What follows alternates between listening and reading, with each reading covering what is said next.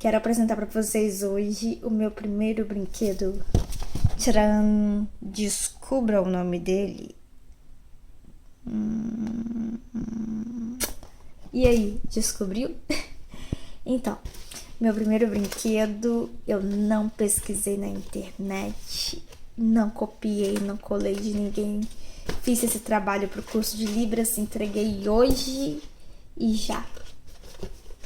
Logo de cara, a professora gostou, tirou foto, adorou. Meu primeiro brinquedo é inspirado numa brincadeira que a maioria de nós já jogou muito, que se chama a dedonha. Só que eu adaptei para um formato mais educativo, porque a dedonha é uma brincadeira muito educativa, conhecimentos gerais, ótima. E também adaptei para Libras, né? Uma brincadeira multidisciplinar. Abrindo a embalagem do meu brinquedo, que eu criei, o que nós encontramos?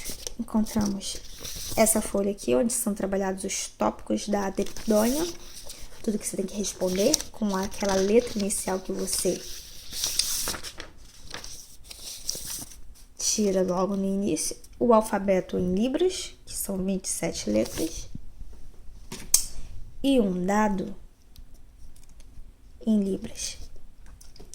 Vamos partir para o início. A embalagem. A embalagem foi feita com uma caixa de presente da CIA que eu tinha aqui em casa. Revesti com papel contact. Imprimi isso daqui numa folha branca. Isso daqui que eu colei com fita adesiva na embalagem. Aqui eu fiz minha identificação para ficar bonitinho aqui na lateral. Libras, módulo 1, aluna Érica Viana de Souza. O dado foi feito com uma caixa de um produto da Natura, formato quadrado, foi ótimo. Eu tenho encontrado essa caixinha aqui. Eu também revesti com folha de papel contact e, no caso, desenhei os números em Libras. Desenhei com caneta permanente. São o alfabeto em Libras, eu enumerei. São 27 letras. Isso é uma das diferenças para a dedonha tradicional, que quando a gente conta, a gente não conta C cedilha. Então, no alfabeto em Libras tem C cedilha. Então, já muda a contagem, né? Que a gente faz habitualmente. E eu já vou dizer a respeito como que funciona a minha dedonha aqui. E aqui a dedonha, já tá escrito a dedonha. Todos os tópicos são escritos em Libras. Como que funciona? A pessoa lança o dado, cada participante lança o dado, vai sair um número, até 6, para cada um. Vamos supor, lancei o dado, saiu aqui 4. Meu amigo lançou, saiu 2. A minha outra amiga lançou, saiu 5. 4 mais 2 mais 5, quanto que dá? 11. 11 corresponde a quê? Letra J. Então, eu vou ter que ir, como na dedonha comum, todos esses tópicos aqui eu vou ter que responder palavras com a inicial J. Primeiro tópico que tem aqui, nome. Eu vou ter que colocar um nome, vou escrever em português, por exemplo, Juliano. E assim eu vou seguindo, né? Aqui, país.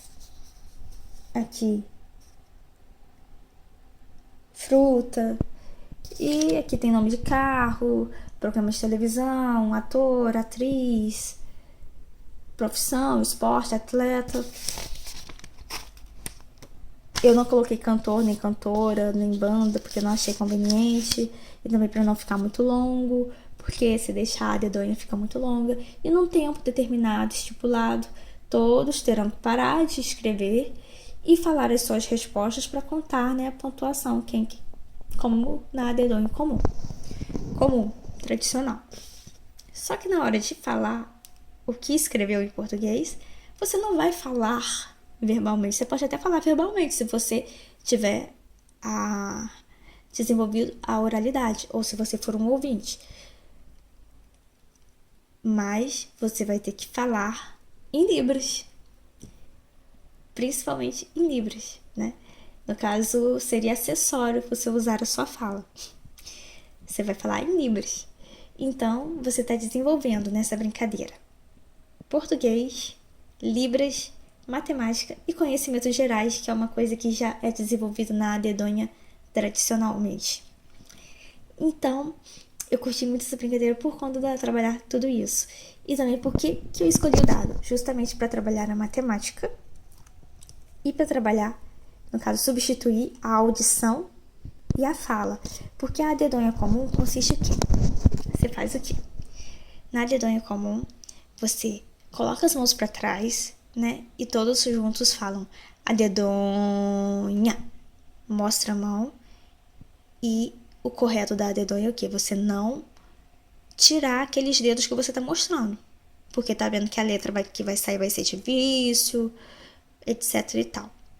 Então, como que uma pessoa que às vezes não escuta, ou uma pessoa que não tem a oralidade, como que ela vai, né, falar a dedonha, ou vai escutar a dedonha e colocar, porque você tem que colocar exatamente todos ao mesmo tempo. Então, eu achei que o dado, ele evita isso, né? Não tô dizendo que é impossível, né, uma pessoa participar da dedonha comum. Eu tô dizendo que eu acho mais inclusivo e trabalhar mais disciplinas, né? Porque trabalha matemática também. E quando você mostra os dedos, você começa a contar A, B, C, D, E. Eu preferi você contar somando. E já vendo os números em libras. Para você depois associar com os números em algarismos arábicos. E tudo assim, com naturalidade. Você sai de um, entra em outro, usa os dois ao mesmo tempo.